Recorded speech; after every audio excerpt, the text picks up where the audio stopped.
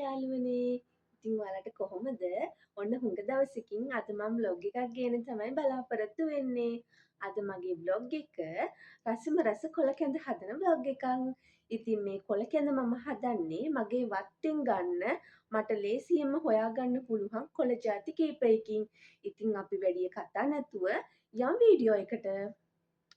අද මම මුලින්ම අරන් තියෙන කොළ කැඳ එක හදාගන්න මගේ ගෙවත්තෙන් මට ලේසියෙන්ම හොයාගන්න පුළුවන් කොළ ಜಾති 6ක්. මම මුලින්ම අරන් තියෙනවා ගොනික කොළ. ඊළඟට අරන් තියෙනවා අපි කවුරුත් දන්න කරපිංචා. කරපිංචා කියන්නේ ඇත්තටම මේ ඇස් පෙනීම වේගවත් කරන, කොලෙස්ටරෝල් පාලනය කරන ඉතාමත් හොඳ ඖෂධයක්. ඊළඟට අපි අරන් තියෙනවා පොල්පලා. පොල්පලත් ඒ වගේ තමයි මූත්‍රාශය ගල් බඩවැල් වල තුවාල ඒ වගේ දේවල් වලට ගොඩාක් වැදගත් වෙන ඖෂධයක් තමයි. ඊළඟට අපි අරගෙන තියෙනවා එරමුදු කොළ. එරමුදු කොළත් අපේ තරුණ බව රැක ගන්න ගොඩාක්ම අවශ්‍ය වන ශාකයක්. ඊළඟට අපි අරන් තියෙනවා වැල් පෙනල. වැල් පෙනලත් ගොඩක්ම හොඳයි. හැබැයි වැල් පෙනල සීතලයි. ඕගොල්ලොන්ට පීනස වගේ තියෙන කෙනෙක් නම් ගොඩක් වැල් පෙනල එකතු කරන්න එපා. ඊළඟට මම අරගෙන තියෙනවා හාතාවාරී කොළ. හාතාවාරියත් ඒ වගේ ගොඩක්ම ගුණදායි. අපේ තරුණ බව රැක ගන්න එහෙම ගොඩක්ම හොඳයි. බඩවැල් වල තියෙන තුවාල ඒ වගේ ඒවා ගොඩක්ම නැති කරගන්න ගුණදායි ශාක වර්ගයක් තමයි. ඒ වගේම තමයි මේ ගොනික කොළ කියන්නේ ඇඟපත වේදනාව නසන ඒවට ගොඩක්ම හොඳ ඖෂධයක්. ඉතින් මම මෙන්න මේ කොළ 6 තමයි අරගෙන තියෙන්නේ අද කොළ කැඳ එක හදාගන්න. එහෙනම් අපි බලමු මම මේ කොළ ටික හොඳට සෝදලා කපාගෙන තමයි මෙතෙන්ට අරගෙන තියෙන්නේ. ඉතින් අපි බලමු කොළ කැඳ එක එහෙනම් හදාගමු. තව මම ගාගත්තු පොල් ටිකක් අරන් තියෙනවා. පොල් ගෙඩියක වගේ පොල් අරගෙන තියෙනවා. මොකද පොල් දාලානේ අපි මේක මේ බ්ලෙන්ඩ් කරගන්න ඕන කොළ ටික මිරික ගන්න. ඊළඟට අරගෙන තියෙනවා සුදු කැකුළු බත්. ඔයගොල්ලෝ කැමති නම් මේකට රතු කැකුළු බත් ටිකක් බෙරියට හදලා ඒක එකතු කරගන්නත් පුළුවන්. මම අද අරන් තියෙන සුදු කැකුළු බත්. ඒ වගේම අපිට ටිකක් ලොකු භාජනයක් ඕන වෙනවා. කැඳේක ලිපේ තියලා මේ හැඳි දාගන්න.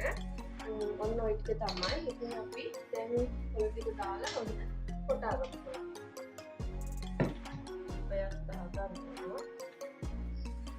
ඊළඟට කොළ ටිකක් දාගන්නවා. ඊට පස්සේ ආයෙම කොළ ටිකක් දාගෙන ආයෙම පොල් ටිකක් දාගන්නවා.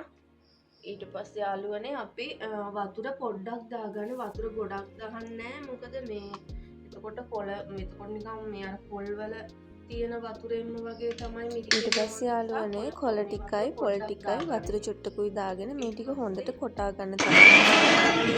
ඉතින් ඔන්නම කොළ ටික ඉවර වෙනකම් මම බ්ලෙන්ඩ් කරගත්තා. දැන් අපේ කොළ ටික හොඳට කෙටිලා තියෙනවා යාළුවනේ. මේක දැන් අපි පෙරා ගන්න ඕනි. අපි අර ගත්ත භාජනයේට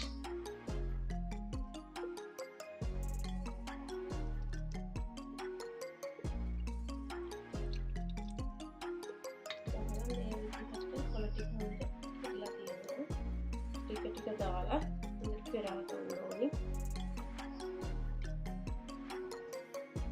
මේ වගේ හැන්දක් අරගෙන කොළ ටික හොඳට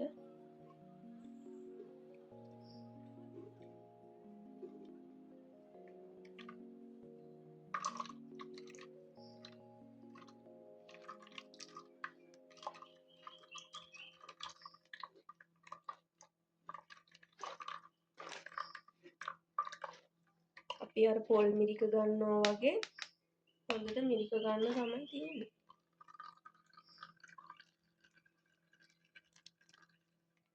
ඉතින් බලන්නකෝ කොළ ටික හොඳට මේ කෙටිලා තියෙනවා. මෙන්න මේ වගේ නිකන් මේ වගේ හප ඒ ටික අයින් කරගන්නවා.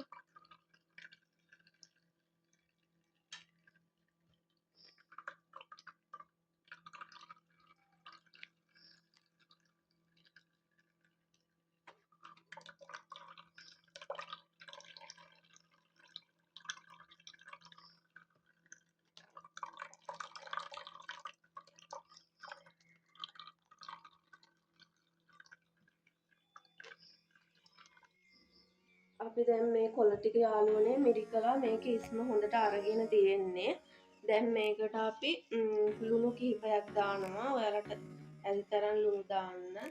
තව මේකට මේ සුදු ලුණු සෝදුරු මහදුරු කැමති නම් දාගන්න පුළුවන්. අපේ ගෙදර කන්න සූතක් අකමැති. ඒක නිසා මම දාගන්නේ නැහැ. ඊළඟට මේකට අපි අර බෙරි කරගත්තු බත් එකෙන් පොඩ දාගන්න. කැට නැති වෙනකන් දාගෙන මේ හොඳට දිය කරගන්න ඕන. මගේ බත් එක මේ ගෙඩිය වගේ වෙලා මේ ටිකක් වෙලා නැත්නම් මම මේක අරගෙන ඒක නිසා මෙන්න මෙහෙම දාලා හොඳට දිය කරගෙන ඉපේ තියාගන්න තමයි තියෙන්නේ.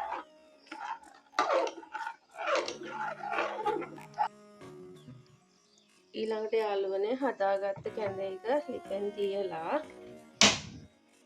ක්ලිප් ඔන් කරලා ගොඩක් ගින්දර දාන්න එපා. අඩු ගින්දරේ වගේ මේක හොඳට හැඳිලා ගන්න ඕන. වැඩිය මේ ගොඩක් වෙලා ලිපේ තියන්න එපා. එහෙම වුණොත් මේ කොළවල තියෙන මේ ගුණ ඔක්කොම පිච්චෙනවනේ. ඒක නිසා බත් එහෙමත් හැම්බිලානේ තියෙන්නේ. ඒක නිසා මේ ටිකක් උතුරන්න වගේ තියලා ලිපෙන් බා ගන්න. මෙන්න මේ වගේ ගානට නටනකොට බුබුලු දාගෙන එනකොට අපි කොළ කැඳ එක ලිපෙන් බා ගන්න ඕනේ යාළුවනේ. ඒ වගේ ගාන එනකොට හරි. දැන් අපි කොළ කැඳ එක ලිපෙන් බාගමු.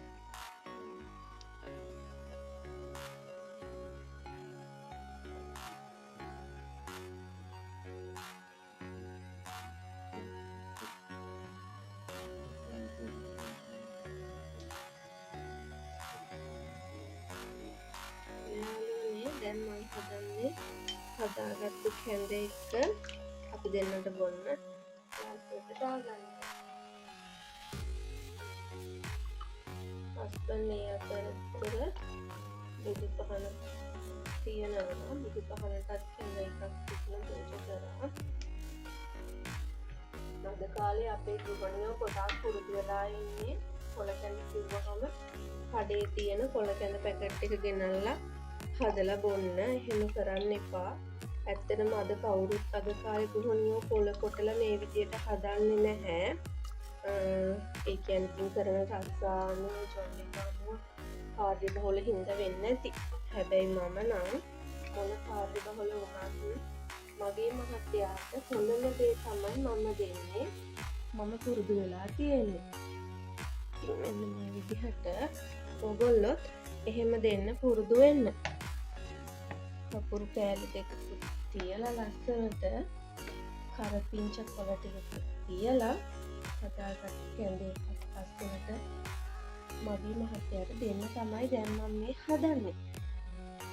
ඉතින් යාළුවනේ ඔයාලත් මෙන්න මේ විදිහට මම වගේ පුරුදු වෙන්න කොළ කැඳ හදනවා නම් ගෙදරදීම වෙළඳ පොලේ තියෙන කොළ කැඳ පැකට් එකෙන් හදන්න නැතුව අපිට එදිනදා ජීවිතේදී හොයාගන්න පුළුවන් ගෙවත්තෙන් කරපිංච ගොටු කොළ වගේ ඒ කොළ දෙක වුණත් ඇති අපිට හදා ගන්නවා නම් ඒ විදිහට හදාගෙන ඔයාලගේ දරුවන්ට වාගේ ස්වාමියාට රස බලන්න දෙන්න. කොළ වර්ග දෙකක් වුණත් මේක ගොඩාක්ම ඖෂධීය පානයක්. ඉතින් මේක සතියට එක්වරක් දෙවරක්වත් බොනවා නම් ගොඩාක්ම හොඳයි.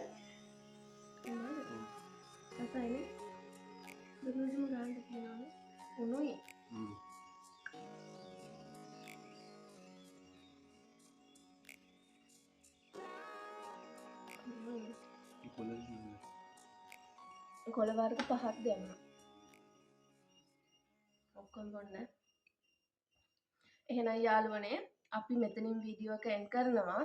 තවත් දවසකින් ලස්සන vlog එකකින් හමු වෙනකම් ඔයාලා හැමෝටම තෙරුවන් සරණයි. පරිස්සමින් ඉන්න. බයි.